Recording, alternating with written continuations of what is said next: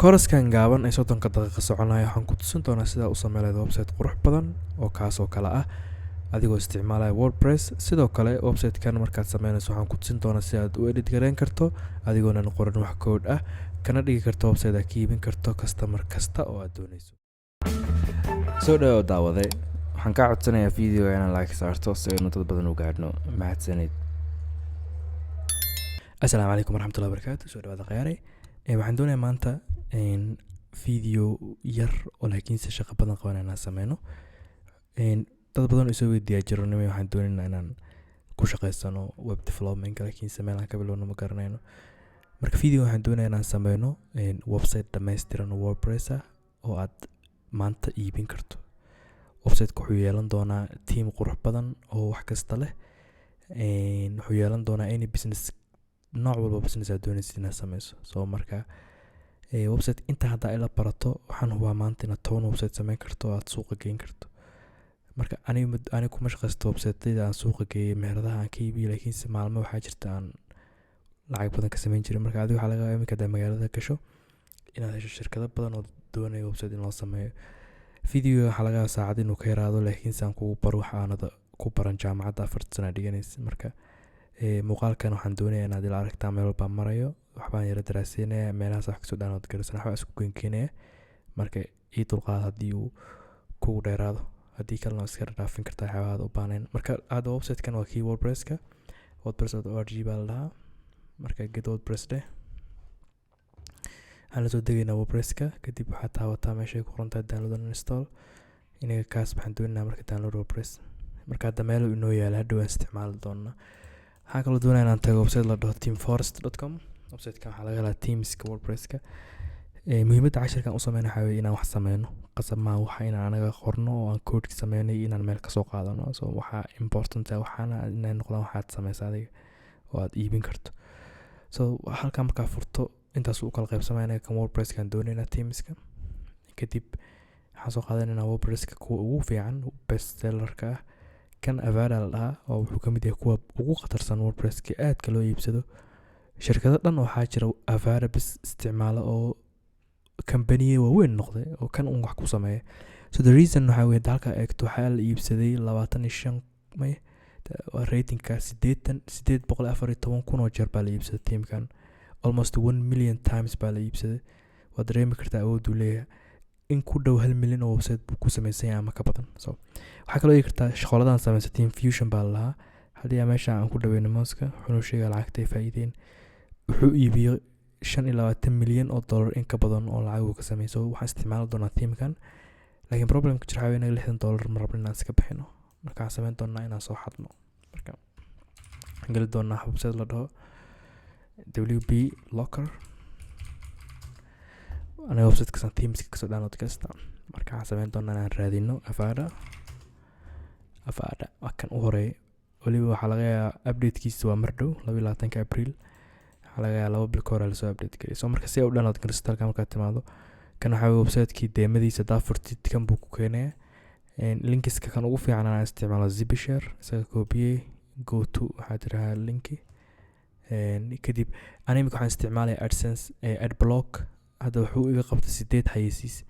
so website-yadan file sharing-ka xayeysiiskooda aad u badan marka hadaadan haysan ka waxaa laga yaabaa inuu kula boodboodo. marka ka taabo haddii uu kula boodo xayeysiis uu ku daro iska soo xirso noqo ilaa uu download ka bilaabo.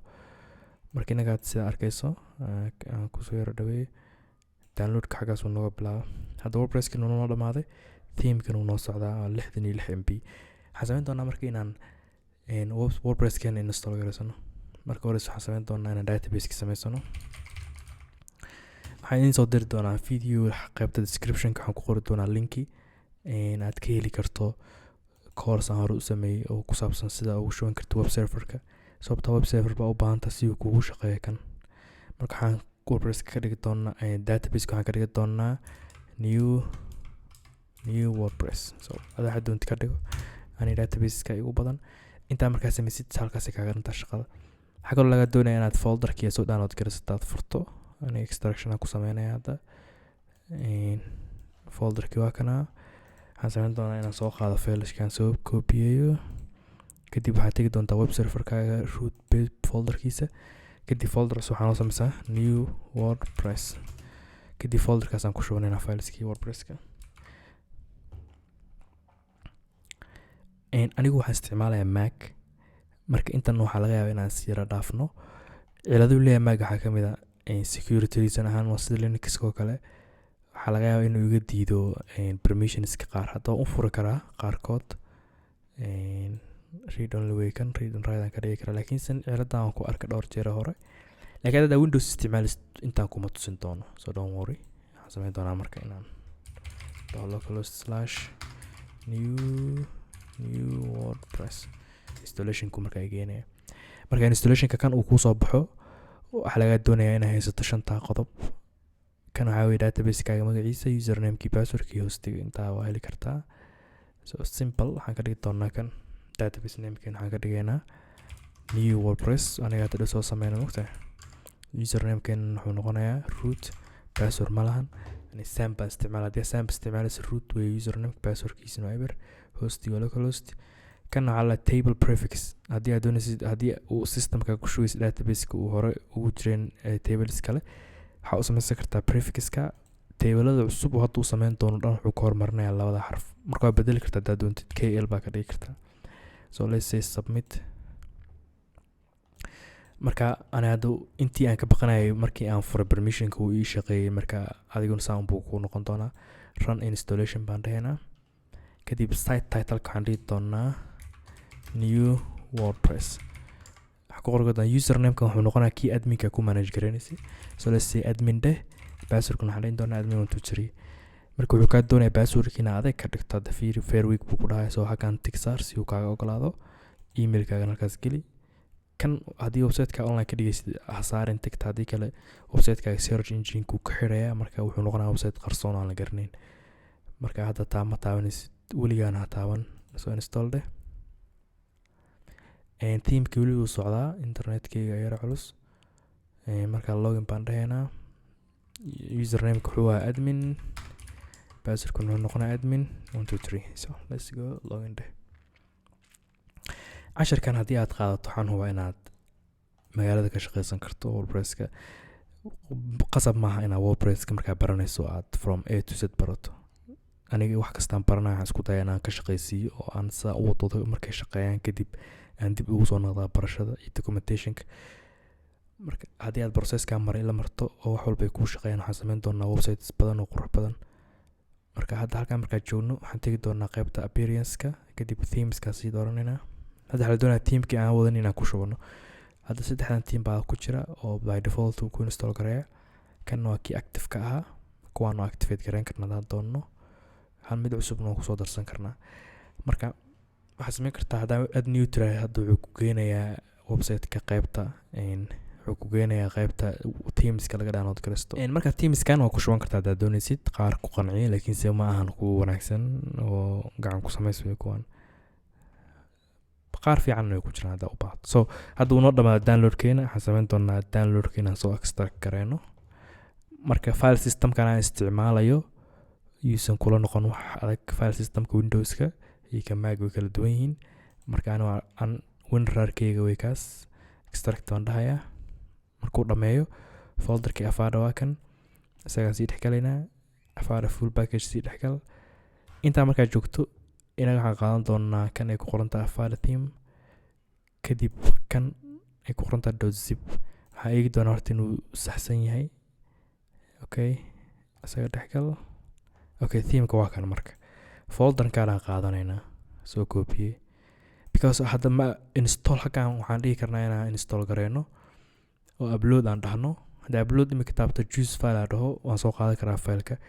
laakiin caqabadiisu waxay noqonaysaa taa file-ku aad buu u weyn yahay. hadda kan 38 MB wey.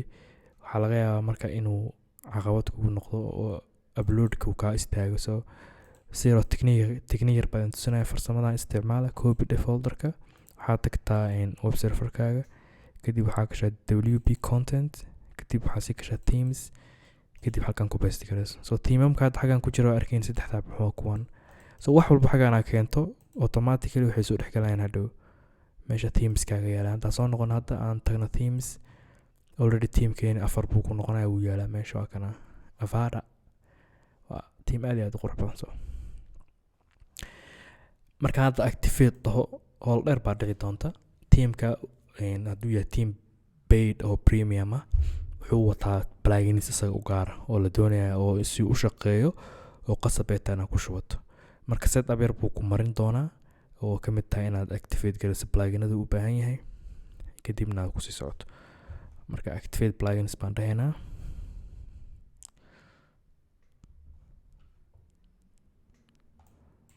So waxa uu igu haystaa bismillah. Okay, error buu isu saaray halkaa. Okay, errorkaas inaa qabto way video ayaan boos garina errorkaas aan arkaya kadib waan sii bilaabana. Waa celceliyey tartiib waxaa ii soo baxay errorkii saan buu noqday. Wuxuu ku dhahay activate install required. Avada requires the following. So labada xabo Avada core iyo Avada builder kaas u baahan yahay. Marka aniga waxaan ka baqanayaa MacBook aan isticmaalay permissionska inuu igu qabsado.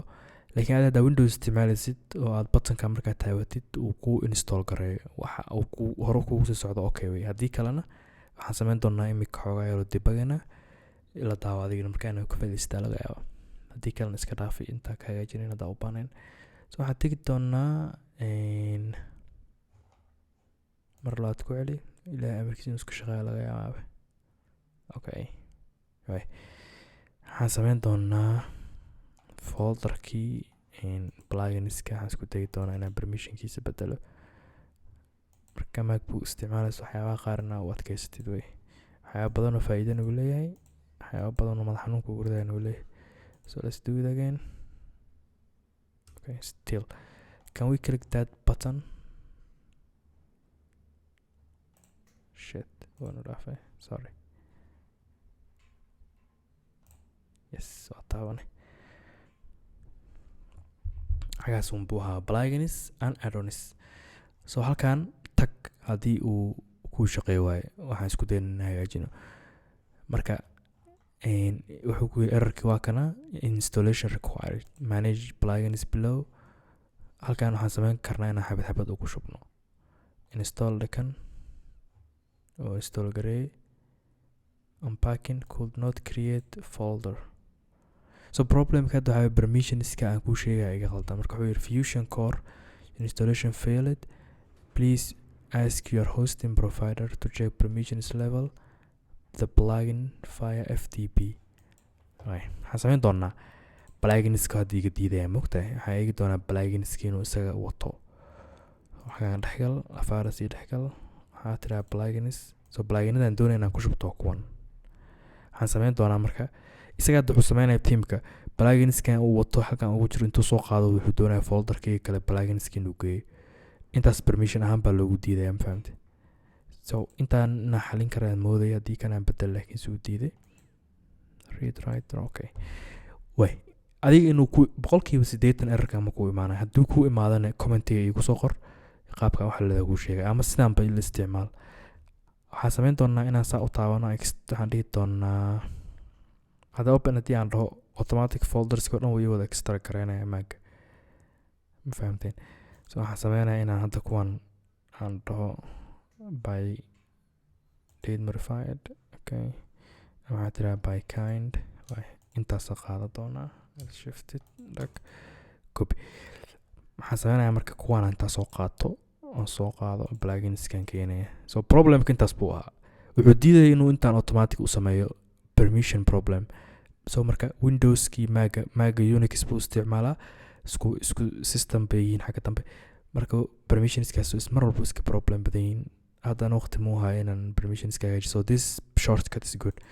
Waxaan samayn doonaa marka haddii aan ku noqon halkan install activation bay nooga baahan doonaan marka way ku wada jiraan. So waxaan samayn karaa marka qaar baa laakiin iska maqan. So kuwaas I think kuwa muhiim maahan waa soo download garaysan kartaa. Kuwan hadda ujeedid premium way waxaan dhan premium. So labada hores waa required, kuwan waa premium, kuwan kale waa free. So I don't think inaan u baahana. Anyway marka haddii aan dashboardka taga hadda mar caadi aan activate garaysano activate dekan xabad baan activate garaynaynaa. Way kaas waa active.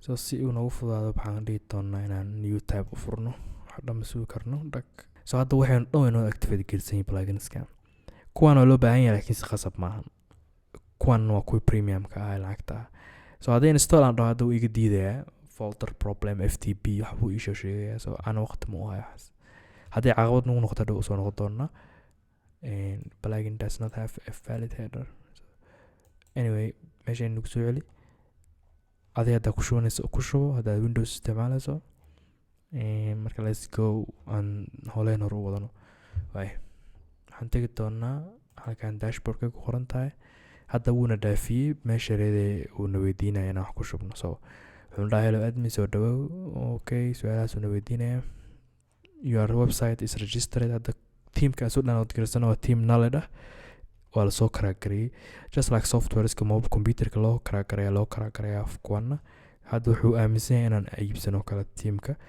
caqabadihiisa wuxuu noqon karaa in update hadduu soo baxo aadan update garaysan karin waxay noqonaysaa dhan markuu update soo baxo haddaa u baahan tahay updateka inaad dib ugu shubto marka waxaan samayn doonaa inaan tagno waa first time aan isticmaalo teamkan marka waxyaabahan doonaya inaa ila barataan way mogta waxaa jirta qayb lagaga shuban karo website diyaarsan kuwaas ma raadinayna marka halkan layout weeye ma u baahnin halkan waxaa ii egtaa websites kaas muxuu yahay let's test everything yes kan u socon waa kana waxyaabaha markaan doonayna imikana isla eegno waa kan halkan haddaa eegto Avada wuxuu leeyahay websites badan oo diyaarsan waxyaabaha si fiican lagu iibsaday ka mid tahay any website u baahato hadda ka fikirto waa heli kartaa waxaa samayn kartaa halkan aad ku qorto haddaa imika ku qoro software kaas waa la waayay ma farto weyn buu diiday soft waxaa tirahaa consulting dhawaay ama consultant marketing midaha ku jira adigu 100% ma helaysa teamka u baahan tahay laakiinse waxaad heli kartaa mid u dhadhow halkan waa ka dooran kartaa dhammaantood 87 website ku jirta corporate oo shirkadaha lagu talagalo waa 36 xabo waxaan loo isticmaali kartaa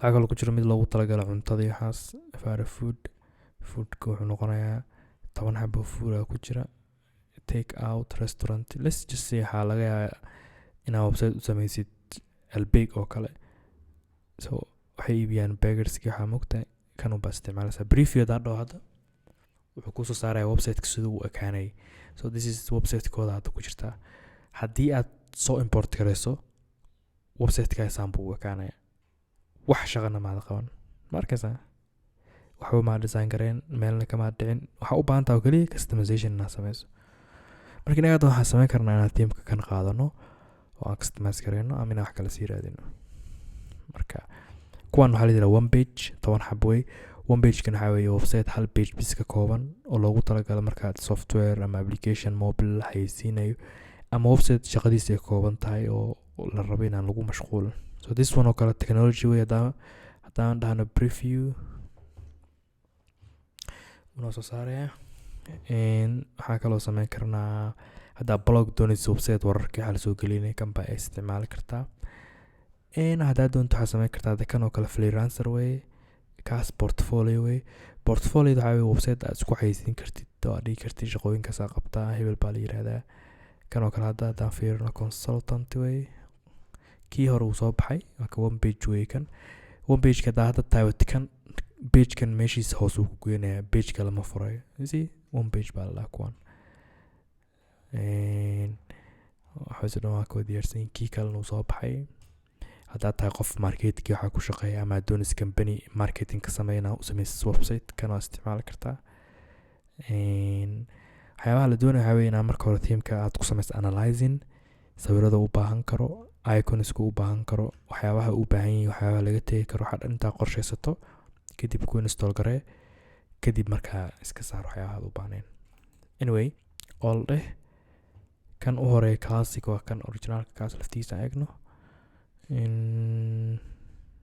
mechanic export business coach okay kan laftiisa eeg aniga dooqa ma ku wacli maanta dhan waxaan wax tijaabiyo waxaa laga 80 xab inaan dulmar sidaan kolba mid u eegay dadka dooqooda kala fiican yahay qofna markiiba wuxuu qaadanaya aniga waxaa ah perfectionist aan jeclaha ugu wanaagsan inaan helo inuu kan xataa wanaagsan yahay. This is the original one. waxaa weeye classic si yar wuxuu u samaysan yahay fiican, buuq badan ma lahan, sawiro badan ma lahan. hadda websitekan wuxuu noqon karaa shirkad ku taala magaalada oo shaqo qabata ama alaab soo dejisa. very subtle way. So kan candidate-keeni koowaad way wow, markaa mid fiican heshid mid kasii fiican helisa. kanne waa khatar way, business coach, qof ganacsiga waxaa dadka baro. kan aniga igu soo baxayo inaan samaystay anyway kan waa qaadan karnaa haddaan doono. iminka sawir badanna ma u baahna, information badan uu leeyahay.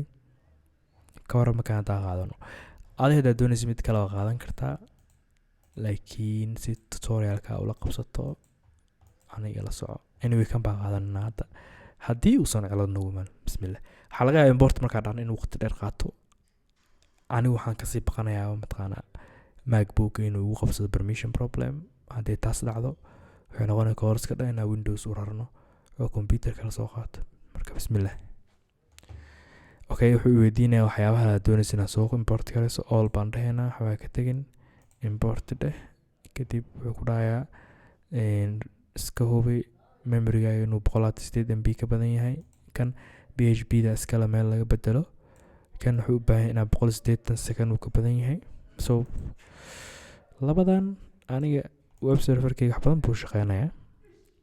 marka tan waxaa u baahan tahay inaan badisid. file waxaa jira lo php.ini. haddii ciladaa ku qabsato tutorial baan kasoo sameynaya qaabka u kordhinayskaan. marka let's try this.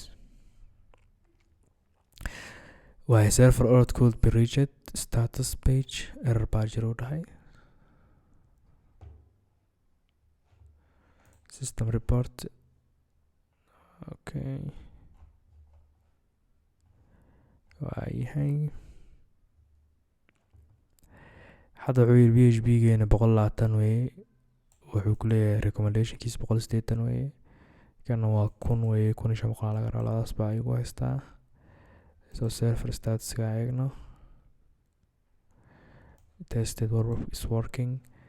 bal muxuu nagu haystaa ku noqono bal meegii qaybta xageed website stack kii aan qaadana muxuu ahaa kan soomayn import dheh all import. okay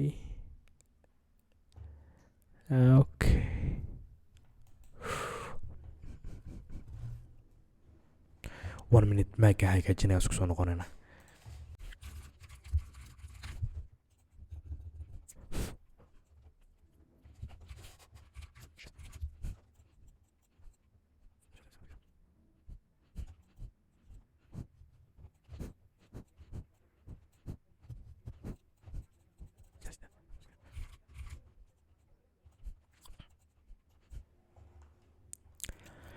waa yahay hadda waxaan soo bedelay permissionskii.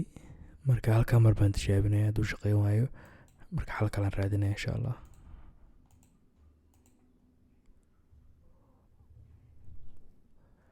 waxay u egtahay imika inuu shaqeynayo. dhammaan permissionskii waan iska saxay. so ciladan ma idinku imaan doonta hadaa windows isticmaalaysaan. haddii aad mac isticmaalaysaan cilada waxaa ku xalin kartaa inaad timaado websiteka pageka folderka kugu samaysan yahay kaale. hadda new wordpress uu nagu samaysan yahay, right click dheh. kadib waxaad tagtaa get detail, get info. kadib qufulka xagga ku yaalo waa inaad furtaa. hadduu aan furaanay click baan siiyey. kadib markaa permissionska xaggan read and write ka wada dhigto waxaad tidhahaa xagga yar taabo. kadib waxaad tidhaha apply to enclosed items. that means folderkan iyo folderada ka hooseeyo dhan permissionkooda bedel. wixii folder meesha ku jiro dhan waan wada bedelaanay hadda. kadib saas buu igu shaqeyso. hadda wuu noo socdaa. markasta 100% ma kuu shaqeynayo, laakiin bisinka uu qabo waxaan rajeynaya inuu shaqeeyo. haddii uu kuu shaqeeyo waxaa laga yaabaa adiga inay kaa qaldan tahay php da informationkeeda. meel yar baan tusin doonaa hadda. meesha iska check garay inuu kuu saxsan yahay. hadda anigu ii dhameeyey dhan baan dhahayaa. marka websitekeena marka horsaan buu ahaa. hadda waxaan joogaa websiteka pagekiisa. haddana waxaan ku shubnay teamkii. refresh aan dhahayna isbedelka eegna. marka xoogaa buu qaadanaya sababtoo ah websitekii buu update gareeyey. wuu soo wadaa tada waa ujeedin hadda 100% waa la update gareeyay. So this is our website now. waxaad doonaan ku samayn karnaa, waa edit gareyn karnaa businesskan, waan ka iibin karnaa haddaan u tagno. So uma maleynayo shirkad hadda samaysa consulting haddaa u tagtaa tiraa websitekan aan kugu sameynaya inay ku diidi doonto. waxay nagu qaadataa inta inaan sameyn wax yar oo aan badnayn. haddaa tiraa saan baan u sameynaya waxaa laga yaabaa inay kugu qaadato weeks. marka hadda websitekeena most of it wuu noo dhan yahay, laakiin sidaan websiteka hadda ma ku iibin kartid. waxaa loo baahan yahay informationkan muuqda inaad bedeli karto qoraaladan iyo waxyaabaha meesha yaalo dhan. de sababtoo businesska wax ka iibinayso xogtiisu doonaya inuu gashto meesha. marka inkastoo waqti badan ay qaadanayso, anigu ma wada bedeli doono because xitaa ma hayo information meelahan ku qoro contentigii aan wax ka gelin lahaa ma hayo. laakiin waxaan tusin doonaa qaab fudud oo edit gareyn karto oo aad ku samayn karto edit inagoo halkaa pages la eegi doona. marka soo dhawaada. ka hor intaanan editing ka sameynin waxaan doonayo kale inaan idin tusiyo websiteka pagekan un baan idin tuso marka hore, laakiin intaa wuu ka ballaaran yahay. haddii aan solutionska furo page kale ku dhex jira oo isagana la edit gareysan karo. qofka marka clientga waxaa u sheegi kartaa pagekan inaad ugu soo bandhigi kartid waxyaabaha uu qabanayo, consultationkiisa, noocyada shaqooyinkiisa ay tahay. so pagekan mostly wuxuu noqon doonaa in showcase uu noqdo oo lagu soo bandhigo shaqooyinka qofku uu qabanayo. qayb kale wuxuu leeyahay about us oo shirkadda xogteeda kusoo qori karto iyo waxyaabaha ay qabato. mostly website-ada markasta waa inay yeeshaan about us. iyo toba mid kale waxaa jirta contact us oo isagana ugu dambeeya oo qofku kusoo bandhigi karo meelihii lagala soo xiriiri lahaa. so intaa marka hore maan sheegin, laakiin wuu leeyahay. haddaad doontana waa ka reebi kartaa dhow haddaad u baahnayn. kuwaan waa iska masixi kartaa haddaad rabin. menuska sida loo bedelno idin tusin doonaa.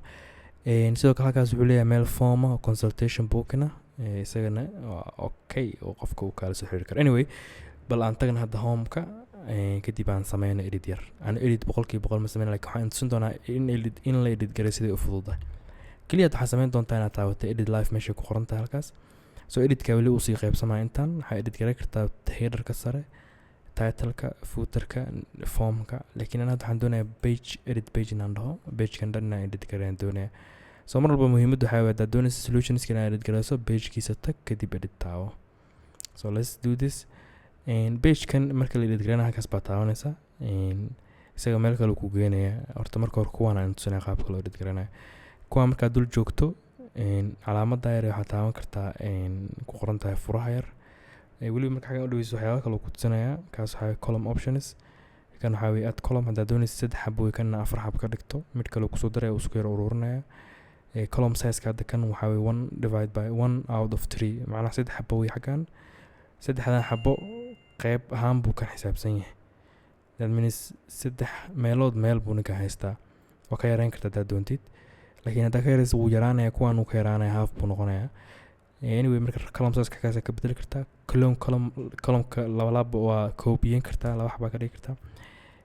waad save gareyn kartaa si gaar ah, waad masixi kartaa, waad qaadi kartaa, waxaa u jiidi kartaa. marka waxaan u socdo waxaa weeye inaan editing sameeyo. hadda tusaale ahaan waxaan doonayaa intaan sare inaan edit ku dhaho. calaamadda editka taabo kadib waxaan ugu soo saaraya qaabka u bedeli lahayd. meesha phone consultation ku qoran tahay waxaan dhihi karnaa management. waxaan dhihi karnaa phone meheno call consultation. anyway muhiimaddu waa inaan datada haddii qofka u haysaa u gelgeliso. waxaa bedeli kartaa qoraalka nooca uu noqonayo, bold inuu yahay waxaa dhan.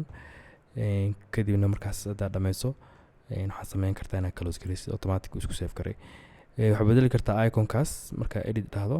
sorry iconka taabo waayahay. icon size xagana ka weynay kartaa nooca iconka uu yahay. hadda call telephone buu ahaa, waxaan ka dhigi karnaa muxuu ahaa ka telefoonka noociisa kala bedeli karnaa. xidig baa ka dhigi karnaa haddaan rabno. so iconskan xagaas yeelaan. haddaad doontiin waa raadin kartaa icon nooca doonaysid kusoo baxaya. so editing is very easy. this website hadda intan customizationka laga yaabo waqti kaa qaata inaad datada ku fadhiisiso, laakiin already websiteka hadda 80% waa samaysay. marka menuska saa u bedeshan isagana waxaa kasoo bedeli kartaa dhowr optionba. meesha ugu fiican aan tusin karo waxaa weeye kan iska save garay. markaa dhammaysa iska save garay. so this is Avada builder baa lahaa. waa waxyaabaha teamkan uu u noqday the best seller. waxaa weeye wixiisoo dhan waxaa weeye very simple in laga shaqaysto. so iska close garay, exit to dashboard de. waxaan doonayaa menuga inaan idin tusiyo kadibna aan idinku sii daayo website-ka oo idinka aad website badan kasoo saartaan. So I hope waxaan rajeynayaa inaad waxyaabo badan ka samaysan doontaan. So si aad u bedesho menuga waxaad tegi doontaa, anigu markii hore aan sameyn jiray appearance baa tegay, menu baa tegaysaa haddiinan hadda aynan xafaaradda wax ka bedelin. So hadda kana haysan waxaa weeye dhowr menu baa jira xaggaana laga bedelaa. Hadda footerkii baan joognaa, kan mainka waa kanaa. kan mainka marka waxaan dhihi doonaa visit site. Okay, selected kaas. kan marka waxaa u horeeya home solution aa ku xigo, case study aa ku xigo. kan marka home solution. So kan waxaa weeye indentationka haddaa eegto lineka malasina dhinac buu yara jiraa, that means wuxuu ku dhex jiraa homeka ku hoos jira. So markaad doonaysid inaad samaysid menu isdhexgalayo kaliya waxaa u baahan tahay inaad xaggan geysada. kan haddaan xaggan keeno way isii dhexgalayaan haddaan save gareeyo. hadda home haddana kan haddaan sii dhexgalo labalaab buu sii noqonaya. So let's refresh that. home haddana solutions xaggaas buu gal, xaggan wuu ka baxay. haddaad doontid waa remove garey kartaa hadda case study-ga, remove baa oran kartaa. So menus markaa kusoo daraysin waa very simple. dhowrkan nooc baa u isticmaali kartaa menuga. inaad page kusoo darto menuga, inaad post ugu xirto, inaad custom link u sameyso. haddaad doonaysid inaad website-ka Facebook page-kaaga ku xirto, deeta marka la taabto uu page-ka Facebook ka tago, waxaad dhihi kartaa inuu banaanka u boodo. So this is it. hadda website-ka saas baan ku dhameynay. I hope inaad intaas si fiican u fahamteen. haddii aan hadda u baahdo another 30 minutes haddii aan geliyo website-ka aan customize gareyn karaa, waxaan doonaan ka samaysan karaa. marka bal course-kan kasoo bixi rating haddaa u baahantiin inaan course weyn ka sameeyo oo WordPress-ka aan idiin sharaxo qaybahan waxyaabaha ay qabanayaan inaan idin dul marmaro. Okay way aan course weyn ka sameeyo iisoo sheega. marka wakaadee daawi wanaagsan. video wuxuu igu qaatay iminka inaan ku duubo saacad wax ka yar. marka editingkiisa markaan sameeyo waxaa laga yaabaa inuu noqdo wax yar adiga wax badan uu soo gudbiyey markaa ma garateen. sorry. marka waa kaasaa videogan la gareeya, dad badan gaarsiiya, la share gareeya asxaabtiina. haddii adigu aadan IT-an xitaa qof walaalka ama familkiina si uga faa'iideysto kusoo mention garee, uu ku shaqaysan karaa hadduu u baahdo. magaaladan idiin sheegay dadku waxay doonayaan website in loo sameeyo. idinka intaa u tagtaan dadka dhigin website baan sameeyay, laakiin se website-kan oo kale intaa diyaarisaan qofka xogtiisa meelaha kasii eegta, business kaaradooda iyo brochureskooda intaa qaadataan, website-ka soo sameeya u geeya. waxaa tiraa aniga website-kaasaan kuu sameeyey, wuxuu u baahan yahay kaliya intaan iska bixiso si aan online uga dhigo. dhanka qofka markaa diidayo 80% waxaa muhiim qofka haddaa u tagto waxaan wax muhiim u arkay mogta, laakiin haddaad tusto quruxdiisii siduu u shaqeynayo waxaa inay yihiin wax fudud dhanka qofka kula shaqeynaya. soo dad badan buu kugu soo xiraya, asaga xataa discount u sameey, lacagtaa ku badan. isku day xataa inaad break even noqoto oo inta aad ku sameynayso website-ka una ka qaadato si dad badan uu kugu soo xiro. marka I hope video nagu dheeraane. aad iyo aad baan idin salaamayaa. Assalaamu calaykum waraxmatullahi wabarakaatu.